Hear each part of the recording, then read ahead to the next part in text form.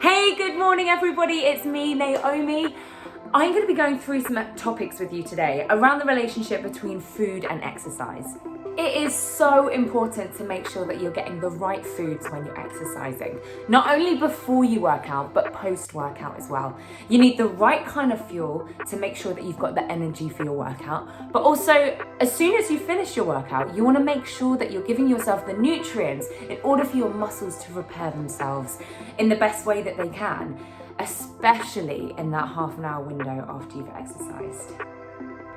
Now, on a day that you know you're going to be exercising, you want to make sure you're getting a good breakfast. Number one rule, make sure you get a hearty meal in you at the beginning of the day. Now, we all love a slice of toast with butter. Well, I do anyway, a bagel, a croissant, but that is not the right kind of food that is going to keep you full for the day. But not only that, actually give you the energy that you're going to need for your workout. So my go-to is something like oats, porridge, muesli, bananas, nut butters. They are really slow release energy. So that's going to give you the longest amount of fuel for the longest time. Whereas if you eat something like a donut for breakfast, I don't know who eats donuts for breakfast, but we all eat pastries for breakfast, right? Well, I sometimes do, but that isn't the kind of food that you want. I cannot stress this enough. You need to make sure that you're getting the right amount of food and the right type of food after you've exercised, especially within that half an hour window after you've done your workout. Now, it's a mix of protein and carbohydrates. So many people focus on the protein. Yes, the protein is what's gonna help you rebuild your muscle, but you're also gonna need that carbohydrate as well to make sure that you're recovering properly. So for me, I can't always stomach a meal after a workout, so I get something in me like a protein bar, a protein shake, but you could maybe, if you can't take a full shake, just get something, okay?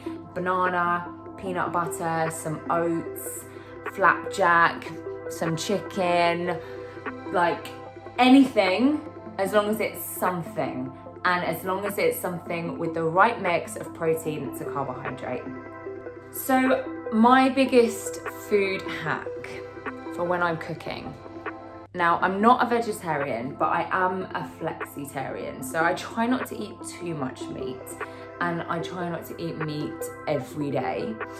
Now, one way to reduce my meat intake, but still have a little bit, is when I cook meals like spaghetti bolognese, curries, stews, or any kind of big pots, I will always half it with lentils.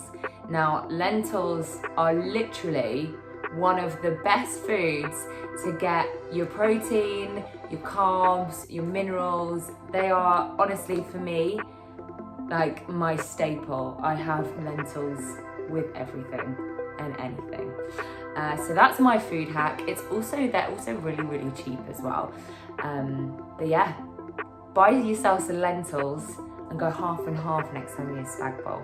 Cheaper, better for you, and yeah, tasty as well. So one of my breakfast life hacks is smoothie. Now, I used to be a real kind of like, oh, smoothie, boring, and oh, does it really fill you up? But porridge and bananas and peanut butter, or any kind of butters, have been my staple breakfast for years. I'm talking like the last 15 years I've eaten that for breakfast without fail, usually with milk or water. But ever since I've been getting up super early to train or teach, sometimes I don't have time to be on the stove cooking porridge.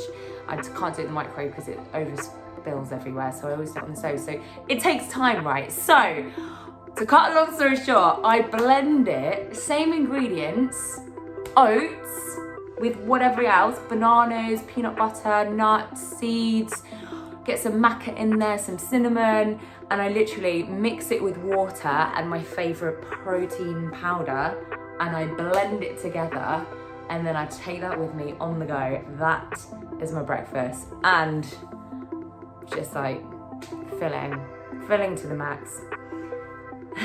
That is me.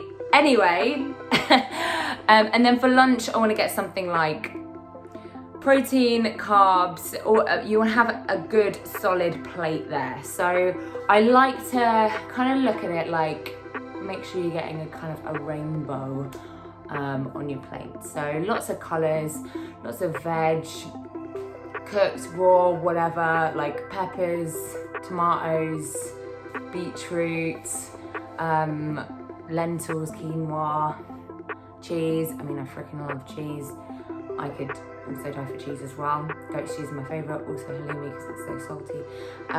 But yeah, that kind of food. Big portion as well, especially if you're training.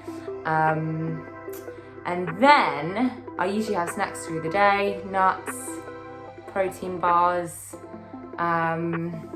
apples, fruit. Yeah, I mean, yeah, I eat chocolate as well. You want to make sure that you're not depriving yourself of life's pleasures, which leads me nicely onto what is my kind of guilty pleasure. I don't like to call it a cheat food because I don't think it is cheating. I think life is about balance. But it's got to be chocolate. I just named it. Chocolate is heaven. If I could choose chocolate or peanut butter, it would still be chocolate. Preferably both mixed together. That would be really nice. That's kind of like a famous bar that we all know, but I won't say it. Yeah, and cheese is also favourite as well. Chocolate, cheese, and peanut butter. What's yours? Let me know. Thank you so much for tuning in. I hope you enjoyed my questions. And remember, please catch me for my workouts on Next Official. They are all available on there. I'll see you very soon.